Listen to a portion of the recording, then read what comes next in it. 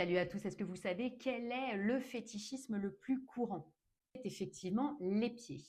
Ce n'est d'ailleurs pas pour rien que l'expression prendre son pied existe.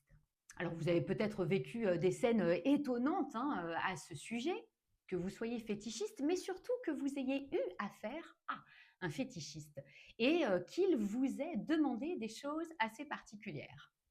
Avant ou pendant ou après les rapports, ou même lors de relations dites virtuelles. Alors ce fétichisme, il est bien plus présent chez les hommes, excités par le pied du sexe opposé.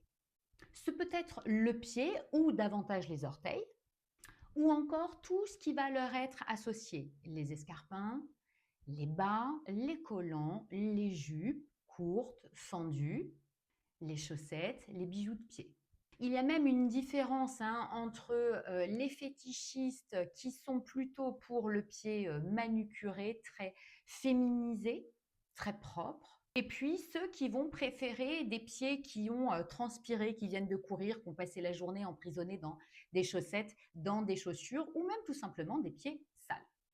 Alors le fétichiste peut avoir envie de regarder, de sentir le pied sans le toucher, ou au contraire avoir envie de le caresser, de le lécher, ou même de désirer les ressentir sur une ou plusieurs parties de son corps, que justement, ses pieds soient chaussés ou non, on peut effectivement leur associer une domination.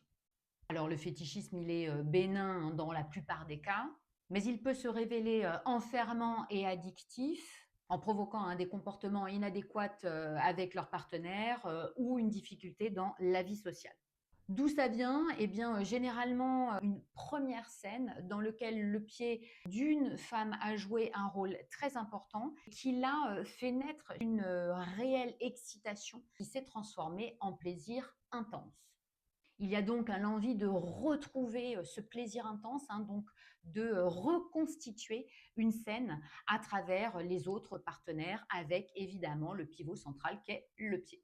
Si cette vidéo vous parle ou que vous connaissez quelqu'un qui pourrait en avoir besoin, retrouvez une vidéo beaucoup plus complète à ce sujet que j'ai faite il y a quelques années et qui va vous permettre de vraiment voir tous les fétiches et le fétichisme lorsque celui-ci devient véritablement déviant. Que faire? Comment s'en rendre compte et comment s'en sortir?